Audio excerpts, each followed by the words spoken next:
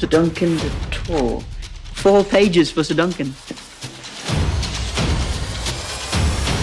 Must have been quite a man. So they say.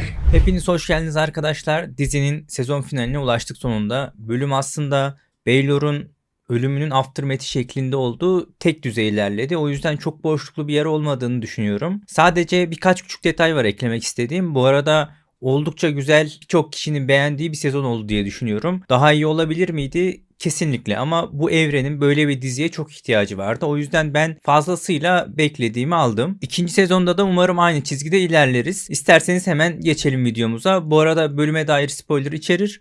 Baştan uyarayım. Diziyi Lionel ile açtık. Hareket enerji arıyor Lionel. Bitti, içinde sıkılmış durumda. Aslında biraz da tadı kaçık, çünkü eğer Baelor onların yanında savaşa girmemiş olsa tüm o spot ışıkları kendi üzerinde olacaktı. Ama şimdi herkes Baelor'u konuşuyor. Konuşurlarken Tart üzerinden de bir muhabbet geçiyor. Doğrudan Brienne için koymuşlar bu sahne olarak. Biz Brienne'in Duncan soyundan geldiğini biliyoruz. Martin bizzat kendisi doğruluyor bunu. Ne, nasıl henüz bilmiyoruz ama soyun oradan devam ettiği kesin gibi. Yapımcı Ira Parker da çok seviyor bu tarz işleri. Geçen bölümde Duncan çocukluk halini Brienne'in yürüdüğü yoldan yürütmüş. Sahneyi aynı mekanda çekmişti. Bizzat aynı yere götürüp çekmişti. Bu bölümde ise Lionel üzerinden Duncan'ı Tart'a yönlendiriyor. Yine Lionel üzerinden bu sefer o Targaryenlara olan o öfkeyi görüyoruz. Bu aslında sadece Baratheon'lara özel bir şey değil. Son süreçte ejderhaların dansı olsun, Blackfyre isyanları olsun, Targaryenların Targaryen ile savaşları yüzünden tüm diğer bir taraf seçmeye zorlanıyor. Ve bunun çok büyük yan etkileri oluyor. O yüzden Targaryenlara özel saygının azaldığını görüyoruz biz. Tabi ejderhaların da gitmesiyle beraber sadece saygı değil, aynı zamanda korku da azalıyor. O yüzden belli bir tepki adım adım böyle kademe kademe yükseliyor ki yıllar boyunca biriken bu tepkinin biz daha sonrasında o biriken gerilimin, nefretin, o öfkenin gerilen yay gibi böyle en sonunda okunu fırlattığını Robert's Rebellion'la beraber görüyoruz. Ki bu da yine Baratheon'lar üzerine oluyor zaten. Baratheon'ların Targaryenlara o üvey evlat gibi muamele görmesi Targaryenlardan, soy ağacındaki o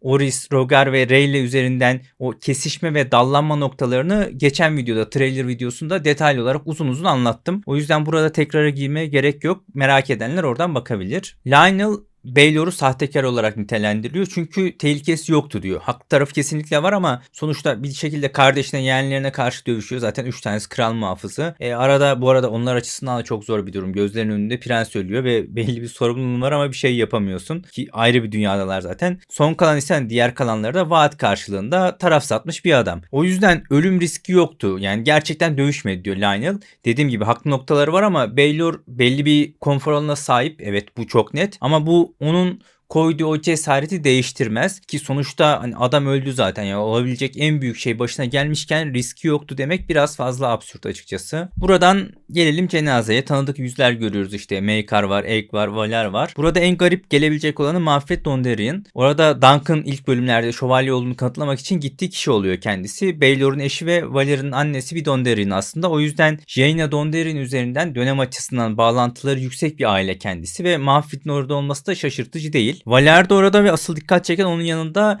Keereth Tyrish var. Tyrish üzerinden o gelin muhabbeti aslında biraz anormal gelebilir ama 2. Kral Daeron çok akıllı bir adam. Dorne tarafında o bozulan politikayı dengelemek adına tüm evlilikleri buna göre seçiyor. Dondarrion seçimi de bu yüzden o sınırdaki bağlantıyı kurmak adına, ki Duncan Manfred'e o Sir Arlan'ın savaştığı savaşı anlatmaya çalışması bununla alakalıydı. Yani oradan bağlantıyı kurmaya çalıştı. O yüzden Dondarrion bir gelin tercih ediliyor zaten sınır muhabbet dolayısıyla. Tyrosh muhabbette yine aynı şekilde Valyr üzerinden olan basamak taşı savaşındaki sorunları çözmek ve o Blackfyre isyanların merkezini engellemek istiyor aslında Daeron. Bu dönemki prensler neredeyse tamam bu şekilde evlendirilmiş. Maekar mesela yine doğrudan Dorne tarafından Dayne'lerle evleniyor. Bunlar hep Kral Daeron'un politikayı dengeleme amacına yönelik olarak ve bunda gerçekten büyük ölçüde başarılı oluyor. Hatta zaten kitaplarda da arada geçer gerçekten böyle huzurlu bir dönem olduğu. Bazen göz ardı edilir ama çok iyi kraldır. Hatta diplomasi anlamında en net böyle en tepede yer alacak isimlerden biridir. Baelor'da kral olsa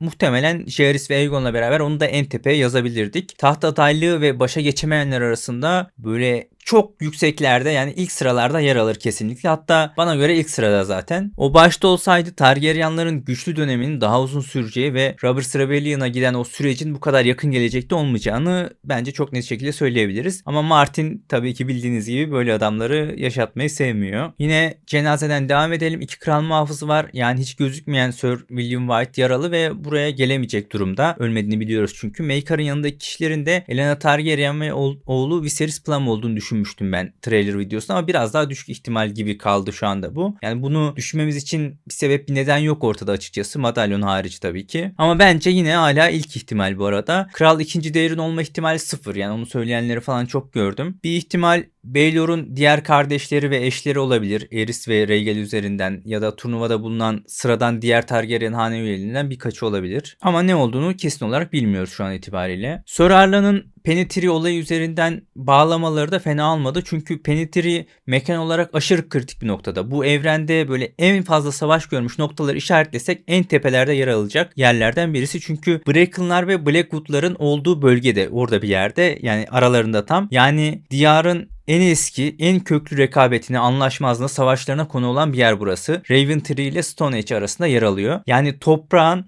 en çok kan gördüğü bölge bu diyar içerisinde burası olabilir. Game of Thrones'ta biz bunları Jaime üzerinden görmüştük. Yine House of Dragon'da savaş olarak görmüştük, yanan değirmen savaşı ile beraber. O yüzden böyle düşündüğümüzde o ağaçtaki para ve anlatılan hikaye ayrı bir anlam kazanıyor aslında. Yine Raymond üzerinden Fasovelerin arasındaki ayrımı göstermeleri de iyi oldu. Kitapta bu turnuva öncesinde, o savaş öncesinde, dövüş öncesinde bir tepki olarak oluyordu. Raymond, ben sizden biri değilim, sen adam sattın, sözünde durmadın, ben böyle bir Fasovey olamam, değilim şeklinde olaya bir reaksiyon gösterip bu şekilde bir çıkış yapıyordu. Bunu daha öncesinde birkaç küçük detay üzerine hissettirmişlerdi ama net olarak ilk defa gördük. Hatta geçen bölüm eleştirmiştim ben bunu. Bu tarih açısından da önemli bir kırılma aslında. Çünkü biz bunu Game of Thrones kitaplarından biliyoruz. Raymond bundan sonra ailesinden ayrı takılacak ve 100 yıllık bir süreçteki o dallanmayı yaratıp ayrı bir kasaba haline gelecekler. Yeşil Fasoveyler ve kırmızı Fasoveyler olarak. O yüzden bu bence önemliydi. Tabii soy bu arada nereden devam edecek onu kesinlikle bilemeyeceğiz sanırım. Son kısmı ise biraz garip oldu açıkçası. Bu kısım ikinci sezona dair spoiler içerebilir bu arada, uyarayım. Kitapta da bu şekilde gerçekleşiyordu aslında. Biz ek üzerinden öğreniyorduk ama yani aslında biz ikinci kitapta görüyorduk ki bu ikilinin yanlarında bir üstad var ve Maekar bu olaylardan haberdar. O yüzden nasıl olacak ikinci sezonda Maekar'ın diziye dahili açısından mı bu şekilde yaptılar emin değilim. Evet, eğlenceli bitti sonu ama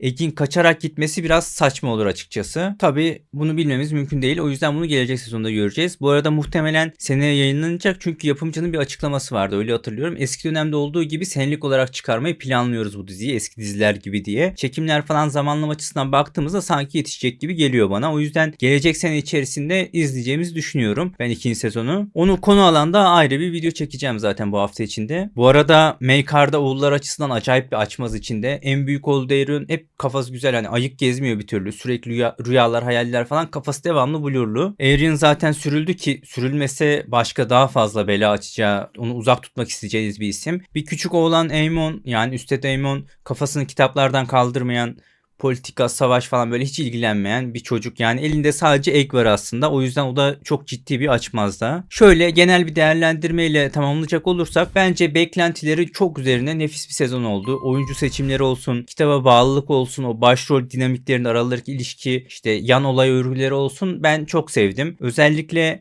3. ve 4. bölüm beni en çok içine çeken, en sevdiğim bölümler oldu. Dunk Wake'in oyuncu seçimleri mükemmeldi. Baelor öyle, Maekar öyle. Özellikle Maekar favorilerimden biri oldu. Bu konuda ilk sırayı zorlar bence. Ama en önemlisi belki de kitaba sadakat konusu. Evet, öyle ejderhalar falan Game of Thrones ya da House of Dragon kadar gösterişli değil. Daha fazla kişiyi belki içine çeken bir yapım değil. Hatta bu konuda diğerlerinin yanına yaklaşamaz bile ama hissettirdiği sıcaklık, kitaptan fırlama karakterler, o lore'a olan bağlılık konusunda açık ara en iyi yapım olabilir. Bu dizinin bu kadar iyi geri dönüş vermesi bence yapımcılar açısından, onlara verilen mesaj açısından çok iyi bir noktada durdu. Bu iyi tepkiler sonrası umarım kendilerinden bekleneni ve ne yapmaları gerektiği konusunda bu dizi onlara iyi bir rehber olur. Bence en önemli konu buydu. Çarşamba günü ikinci sezon detaylı olarak konuşuruz. O yüzden bu videoluk benden bu kadardı arkadaşlar. Bir diğer videoda görüşmek üzere. Hoşçakalın.